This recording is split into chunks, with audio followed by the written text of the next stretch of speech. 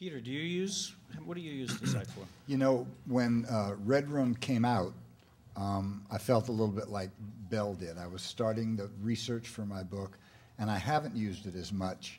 But hearing Bill talk, and I realized, God, I've got a drawer full of essays that fall in the cracks of, they're not something I'm going to put on the daily costs, or since 9/11, I've run an email mailing list of kind of high quality articles in newspapers that I pull from around the world.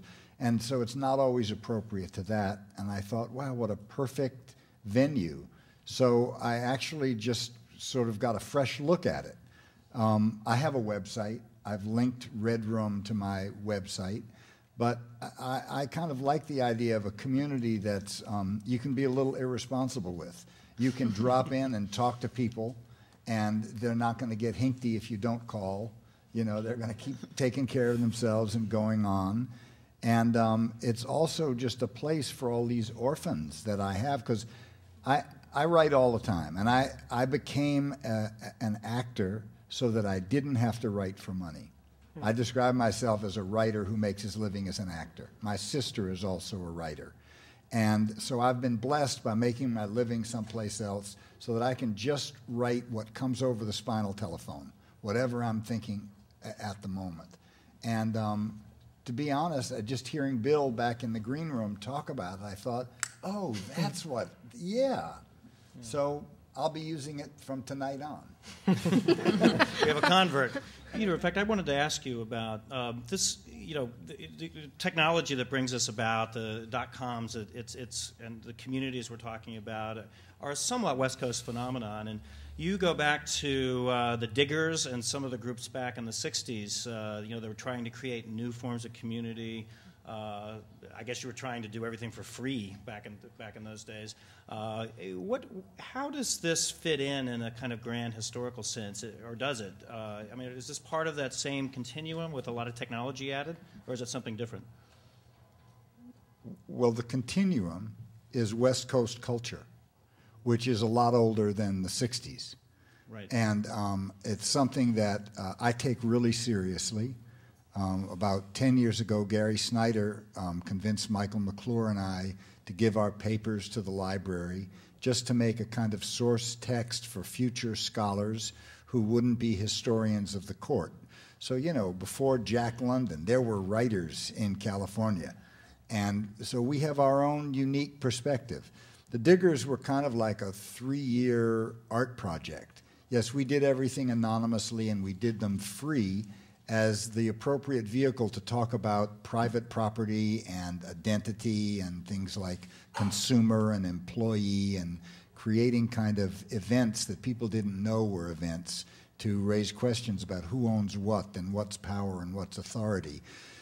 So what the generation like Ivory and these people have done is they've taken the technology. We did it by running, let's say, a free store, where we took the throwaway technology, and we said, if technology can make a television set for every man, woman, and child on the planet, and you don't have a television because you don't have the money, it's the money that's scarce, not the television.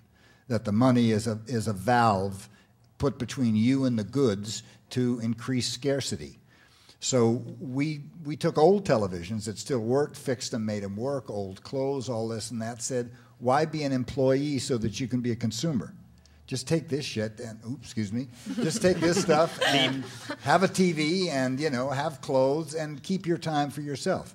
So in a sense, I think Red Room and Ivory's work is a continuum. You take existing technology, you democratize it, you open it up, you take it without regard to status. You don't have to pass a test. You don't have to be famous. When we wrote the Digger papers, there were, Allen Ginsberg was in there, Michael McClure was in there, I was in there. Everybody put their pieces in unsigned as a kind of political and democratic act. I trust that my voice will have its own authenticity, and it's not going to be diminished because I'm not famous. And there's the same kind of impulse behind Redwood. Anybody can jump in there, and if you're meritorious and if you're excellent, you'll find an audience. So yeah, it looks different, but it's actually the same expansive, generous, democratic impulse that that in different clothes that was underneath the diggers.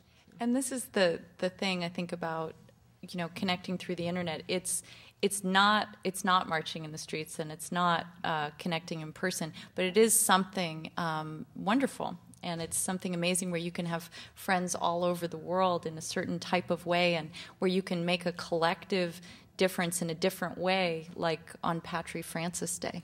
Well, I think the most important thing about it is it's busted the impermeability of corporate media. I mean, if you think about when the Bible used to be written in Latin, there was a very small community of scholars that had access to knowledge. And when the Wycliffe Bible was written in English, it revolutionized actually the entire culture, because everybody could read it, and the printing press meant that people could write. So a guy like Patrick Henry could contribute a seminal document to the American Revolution because it was open. Then when radio and television came, they closed up the two-way street again. Mm-hmm. You couldn't answer the television set. You couldn't answer the radio. Mm-hmm. And Red Room and the blogs and Daily Kos and all is incredibly democratized. That's the not shadow side, is that it's an open-ended two-way dialogue, which is really important.